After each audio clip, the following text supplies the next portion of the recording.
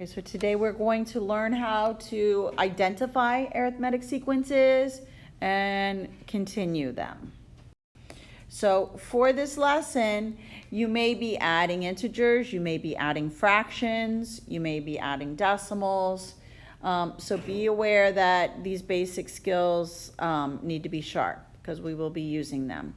So like for example, on number 1, you're going to do positive 5 plus negative 7, and it gives you negative 2. Over here, when you add decimals, remember you got to line up the decimal point. So once you write the 0.8 underneath, you carry the 1 and you get 6.1. Over here on number 5, you'll follow PEMDAS. Do the parenthesis and get negative 3, and then negative times negative gives you positive. If you were adding fractions, you would do 2 plus 1, which gives you 4, and then the denominator stays, so 4/3. So just make sure that you are good at adding and subtracting decimals, fractions, and integers. Okay, so here in this lesson, we will recognize if a sequence is arithmetic or not, and be able to extend the sequence. We'll also be able to give, like, say, the 100th number in the pattern, and we're going to learn a formula that's going to help us do that. So these will be the vocabulary words we're going to see in the lesson. So there is a saying that during a thunderstorm, you can estimate the distance from a lightning strike by counting the number of seconds from the time that you see the lightning until you hear the thunder. So what we can do is we can list this and make a pattern. So for example, if you count 1 second, it's supposed to be 2/10 of a mile away. After 2 seconds, it would be 4/10, and so on. So we can see a pattern happening here.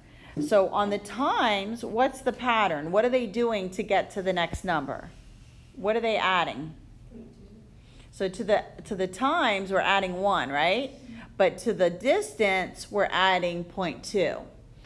When we have an arithmetic sequence, we must add the same number every time to complete the pattern.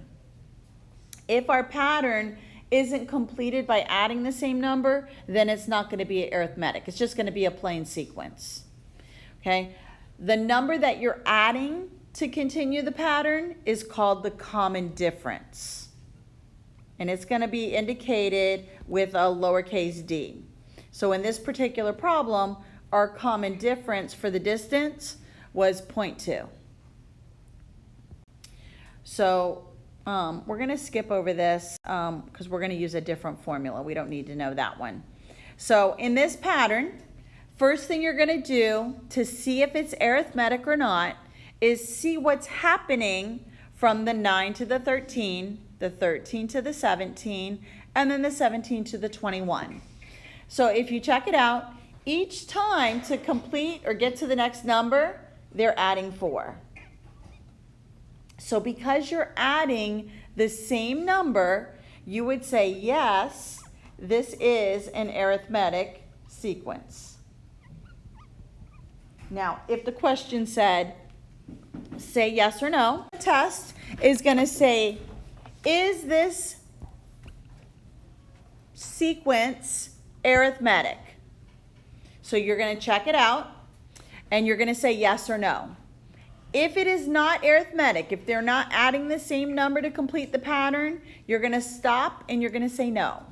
If it's yes, then you're going to state that yes, it's arithmetic, and then you're going to tell me the common difference is +4, and then you're going to tell me the next 3 numbers.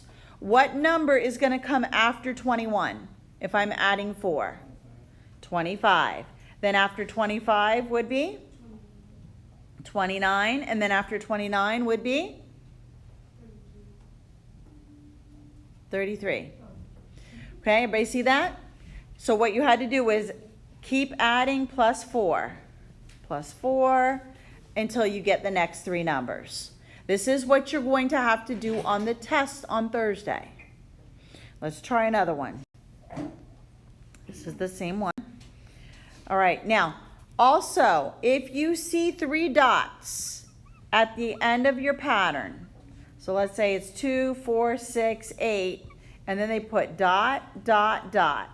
What the dot, dot, dot is called is an ellipsis. And what that means is the pattern keeps going. They just don't have enough paper to write all the numbers. Does that make sense? All right, so that is, if you see that, it knows the pattern keeps going. Here, it wants us to check this out. Let's see if this is arithmetic. What's happening from 10 to 8? What did we do? Minus 2. What did we do from 8 to 5? Minus 3. What did we do from 5 to 1? Minus 4. Is this an arithmetic sequence? No, it's not. Why? Because it doesn't have the same numbers minusing. Good. Because we're not subtracting the same number every time. It's not arithmetic. It's a sequence, and we could probably continue the pattern because probably the next number would be minus 5, but this is not arithmetic. And if this were a question on the test, you would write no and move on. You don't tell me what the pattern is. You just say no, move on. Let's try the next one. It's fractions. So here, if you notice, they're showing us down here at the bottom that the common difference, or what they're doing each time, is they're adding 1/2 to get to the next number. So that would be your common difference. So let's say it said to complete it now and find the next 3 numbers. You would do 3 over 4 plus 1 over 2. How do we add fractions? What do we have to do here? Same denominator, right? What's it going to be? 2/4. Good. We're going to change this 2 in the 1/2. We're going to make it 2/4. So then we're going to add 3/4 plus 2/4, and we get 5/4. That would be the next number. Then I take that number, and again, I'm going to add 1/2, and I already know the common denominator is going to be 4, so I'll add another 2/4, and I get 7/4. And then I'm going to add 2/4 again, and I get 9/4. Yes? Could we also say, instead of adding 1/2, could we also say plus 2/4 for this? You could. Okay. All right, next one. Still the same slide. Okay, so now here's another pattern. Notice they're showing what's happening. And again, the difference, or what's happening from -4 to -2, you're adding 2. Then from -2 to 1, add 3. Then from 1 to 5, add 4. And again, because these are not the same numbers, you're going to stop. You're going to say, no, it's not arithmetic, and go to the next question. Well, you don't have to find the next numbers in the pattern when it's no. Now we're going to learn about a formula, and we got to learn about the different naming conventions here. All right, so here, see this little red 1 and red 2 and 3 and 4? When you have the letter A, usually they use that variable for a sequence, an arithmetic sequence. And the little red numbers indicate the spot or the position in your pattern. So this little A with a 1 is indicating the first number in your sequence. Then the little A with the 2 is talking about the second number or the second position. So, for example, for example, if I have this pattern, 2, 4, 6, 8. The 2 is the first one, so it's A little 1, or A sub 1. Then the 4 would be A little 2. And then the 6 would be A3 and A4. So it's like a label, and it's telling you where it is in the pattern. Is it the 4th number, the 5th number, whatever the little number is? Because we're going to use this in our formula, because I'm going to give you a pattern. Say, for example, this one, 2, 4, 6, 8. And on the test, I'm going to say, find the 100th number in that pattern. Now, technically, on the test, you could sit here and you could write the 100 numbers on your test. 2, 4, 6, 8, 10, 12, 14, 16, and keep going. But that's going to take a while. And it's not going to be that easy where you're just counting by twos. It may be subtracting 3. And, you could make a careless mistake because you're doing so many calculations. So I'm going to teach you a formula in order to find a number in the pattern that's let me go back, far away. So, for example, here is the formula. And again, we've got these little subscripts. So, n is going to represent the term we're looking for, the term number. A little 1 is going to be the first number in your pattern or in your sequence. And then the D is going to be that common difference or what you're adding. So we're going to try this out. So let's say we have that pattern that I was doing before, the 2, 4, 6, 8. Let's say I want to find the 100th term. So in this problem, my n equals the term I'm looking for, which is number 100. I'm looking for the common difference, which is add 2. And then my first term, in this case, which is also 2. Everybody with me on that? So now I'm going to plug these 3 numbers into my formula. So I'm going to look for A sub 100, which is the 100th term. My A1 is 2. My n is 100, and I minus 1 from it. And then I multiply it by the common difference. So once I plug this into the formula, I now follow PEMDAS.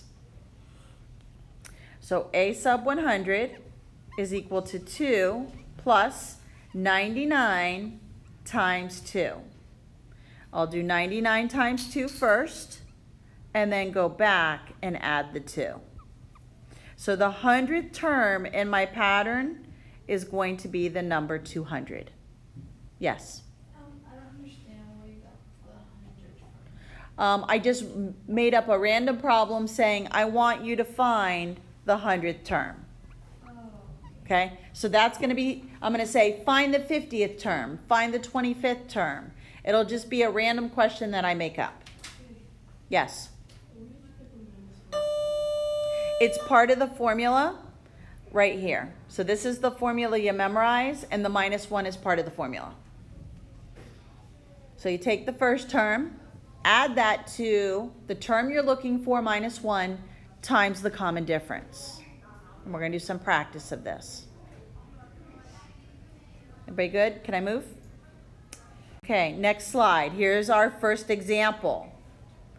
So here is our pattern or our sequence, and the numbers are 4, 8, 12, and 16. So they've already found the common difference for me. Notice that they checked it out, and it's plus 4. They want us to find the 16th term. So let's start labeling all these parts now. So my n is 16 because that's the place I'm looking for. My common difference is plus 4. And coincidentally enough, my first term in my pattern is 4. Now that I know all of these pieces, I'm going to put it into the formula. So again, my formula is going to be, let's write it. A little n plus a little 1 plus n minus 1 times d. So I'm looking for the 16th term. I'm looking for 4 plus 16 minus 1 times 4. So again, remember this a little 1, this a little 1 is this 4. And this 4, the common difference, is this 4. I don't like when they use the same number. But let's go ahead and solve this now. Do the subtraction first. and then drop everything else down. Multiply this, and then add the first term. So you get the 16th term in this pattern will be 64. Now technically you could keep adding 4. 16 plus 4 is 20, plus another 4 is 24, and so on. But the chances of you making a careless addition mistake are high because you're going to have to do this quite a few times. Does that make sense? Let's try another example. This time they're not giving us the pattern or the sequence. They're telling us ahead of time, first term is -5, common difference, they're adding a -2, and we're looking for the 25th term. So that 25th term is our n. So again, we're going to plug it in.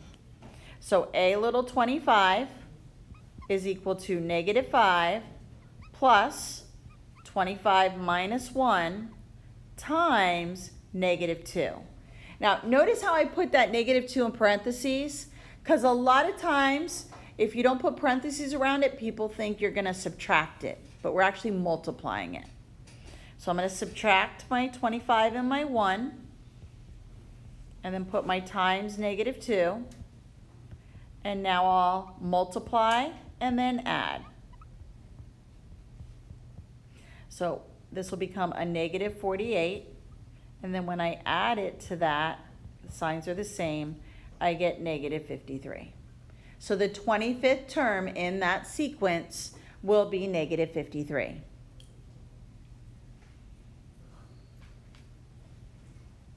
Good? All right, let's try another one. Here is another series. Notice again, they found what they're adding, and they're adding -6. Again, use the same formula. This time they want us to find the 60th term. So my n here is 60, and now I'll plug it in. So a little 60, first term is 11, 60 minus 1 times -6. 60 minus 1 is 59 times -6, and then plus the 11. So I have to do the math on the 59 times 6, and I get 354, and the 6 was negative, so I'm going to get -354, and then we're adding the 11, and now I'm going to subtract because signs are different. Oh, you put 356 inside. Sorry, thank you. 354. 354, and then I get -343 because I'm going to subtract the 11. And that would be the 60th term in that pattern. Good so far? So just memorizing this formula. You must use the formula on Thursday. Yes? For the -1, do we have to do every single one, right? Or do we just Yes. try this one? Just always remember you're subtracting 1. All right, let's try. Let's see what's next. Here's another one. Again, no pattern here, just the information. So what we're going to add here is the n equals 12, because they're looking for the 12th term. And now we'll plug everything in. So a little 12, first term is 4.2. We're looking for 12 minus 1 times the common difference, which was 1.4. So I'm going to do 1.4 times 11.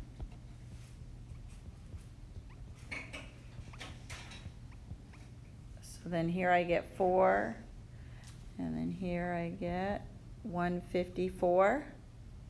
And then I add 1 decimal place into it. So I now have a little 12, 4.2 plus 15.4. Now again, I'm seeing you guys struggle with adding decimals. Remember, when you add decimals, you got to line up the point. So then I'm going to put the 15.4 like that, add it up, and I get 19.6. So the 12th term is 19.6. Good so far? All right, we'll take a look at a word problem, and we're almost done. So here it says we have a bag of cat food. So at the beginning of day 1, when you first buy the cat food, there are 18 pounds of food in that bag. They want to know how much food is going to be left at the beginning of day 30, saying that you're going to feed the cat half a pound of food a day. So because we're taking food out of the bag to feed the cat, the common difference here is going to be negative 0.5. So we're taking half a pound out a day. So here we're going to start our series. So here our n is 30 because we want day 30. Our d is going to be negative 0.5. And our first term, our a1, is what it starts out as, 18 pounds. So we're going to have a little 30, and then 18 plus 30 minus 1 times negative 0.5. So I have to do 29 times negative 0.5, and I get 14.5 negative. And then I'm going to add that to 18, or subtract it. And I find out that there will be, on day 30, 3.5 pounds left in the bag. Because I'll do 18.0. Again, line up your point. Got to borrow 5, 3.5. So 3.5 pounds. Then another word problem, truck stop. And it says it drops off 250 pounds of cargo. So after the first stop, or it weighed 2,000 pounds. Wants us to know how much cargo is going to be left, or what the load weighs after stop 6. So again, common difference here is what we're dropping off, which is the 250. We're starting out with a 2,000 pound load, and then we want to know after 6 stops, and that's our n. So we're going to plug it in. So again, a little 6, starting out with 2,000 pounds, and then the 6 minus 1 times the load drop off, which is the negative 250. Subtract that. Now I'm going to multiply that.